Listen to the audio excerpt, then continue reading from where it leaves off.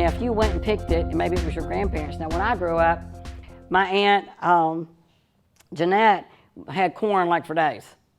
And we would go out there every summer, and my mother would make us pick corn, and then we'd shuck it, and then she'd take it off the cob and do the whole thing. But that was, I mean, I'm 8 or 9 years old. I'm 47 years. The soil then is not like it is today. And I don't know if I went back there to see if that land would still be the same. Okay, so you got to look at that. The corn we had then is not the corn we have today. So people say, well, I'm eating the way I ate 20 years ago, the way my grandparents ate 20 years ago, and they lived and they're just fine. It's not the same. The apple then is not the same apple today. So you got to think about where it's coming from. Yes, it's an apple, and it's much better than eating an apple from a can. But think about where your food comes from. Just start asking yourself, who grew this? Where does it come from? Is this going to be healthy for me? What is it going to do to my baby? How are my children going to respond to this? What is this going to do for me long term? And if you got to stop and think about it, chances are it don't belong in you. So just put it away and find something else. There are always great, healthier alternatives, and corn is not one of them. Not hydrogenated or corn oil, get that out of there too. High fructose corn syrup. When you guys are making your fancy recipes for Christmas, no. Okay? Supplementations. Now, why do we supplement? We supplement because we're not getting enough whole foods in our bodies. Okay, so you supplement. Now, what do the supplements look like? This is what I take daily. I take a whole food. It doesn't have to be this brand, but they need to come from a health food store. A whole food multivitamin that has no GMOs and is all organic. Okay? Now, I teach at the college, and I ask my students, what type of vitamins do you eat? And this guy raised his hand, and I said, yes, sir. And he goes, the ones that are on sale. Okay? Which could be the bin in Publix when you go through, that are all the stuff they're trying to get rid of. Hello? Start looking at expiration dates and how long they've been on the shelves. If you start doing that, you're like, whoa, man, these people are trying to kill me, you know, and I'm allowing it. But I do a whole food multivitamin, and I take this twice a day. Why? Well, I want to make sure I get 100% of what I need, even though I eat right. You know, there might be a day that I might not get enough vegetables in, you know, and there are those days.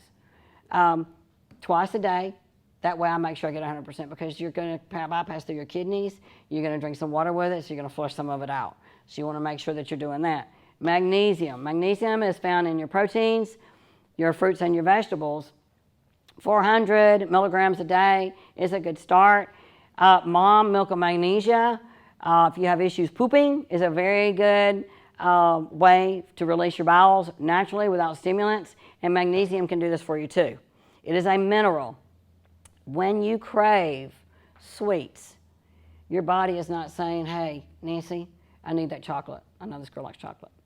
I need this chocolate. Your body's not saying I need chocolate. Your body's saying I'm missing magnesium, chromium, and calcium. So you go, what have I had today? Well, I haven't had anything that had that in it. So having this in your body can help fight off cravings because your body needs it. It's not saying you need that. It's saying you're not giving me something in my diet I need that you're getting from food. So supplement. This is my vitamin D. When you're over a certain age, your MD is going to test you for your blood work for what your vitamin D levels are. Now, I'm a big paddleboarder and I love the sun, but you would think my vitamin D would be crazy, but it was 46. And this was May of last year. And 60 is optimal.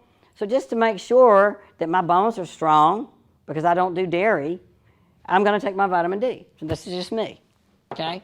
And then Bs. Lori wanted to talk about vitamin B and B12 injections and things like that. I take a coenzymated B, which is a metafolate, which means my body cannot digest folate B9, and I know this from my blood work, so I have to give it to it in a supplement form.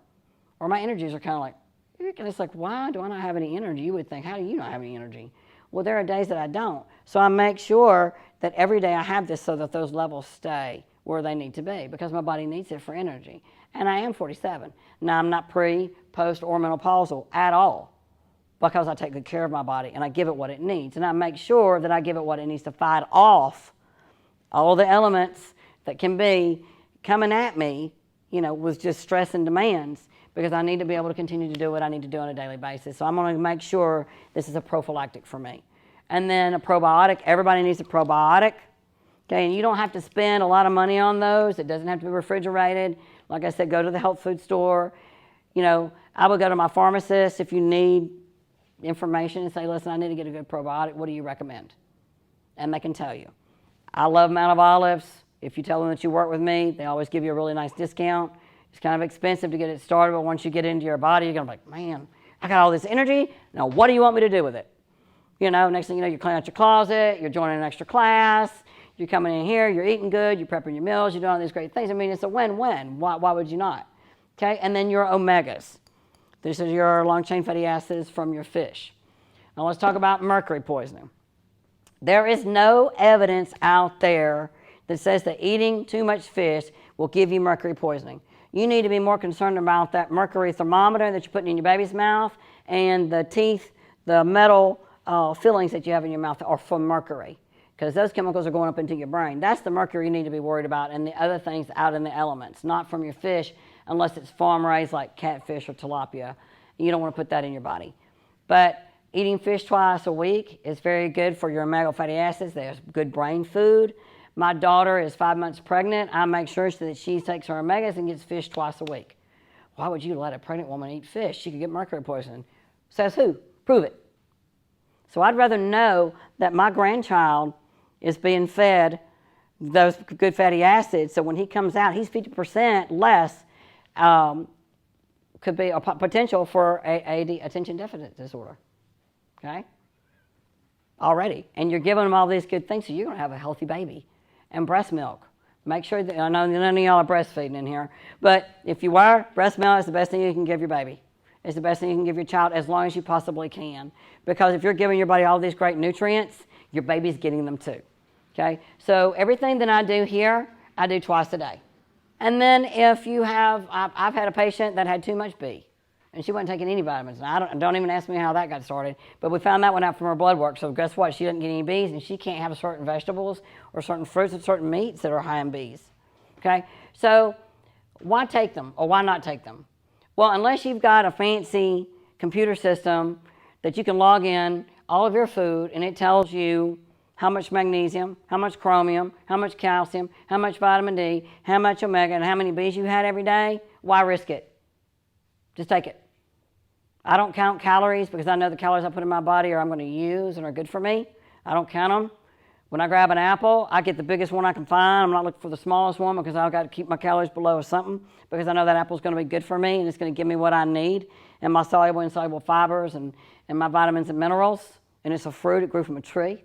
So I'm going to take these to make sure that I've given my body 100%, because there are some days that I can't give my body 100%. But that's just me. Okay? If you have questions and you're under the care of a physician, you probably want to talk to them first and make sure that it's okay for you, depending on what your blood work is.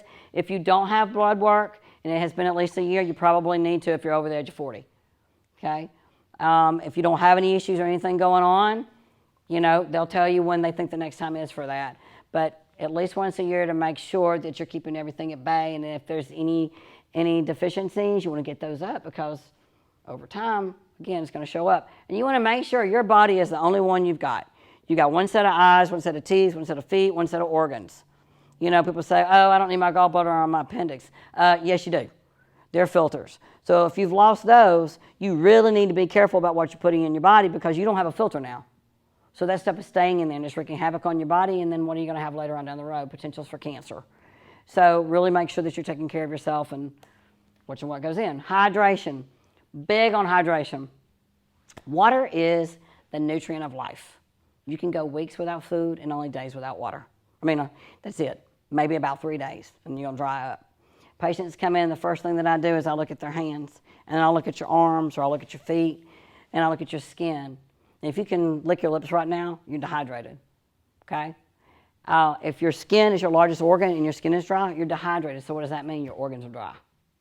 So how much water do you need? So let's go to the board, and let's say if you're a 200-pound woman, and that's an easy one, you're going to do that by half, okay? So you need 100 ounces of water, H2O, daily, just to sustain your current weight.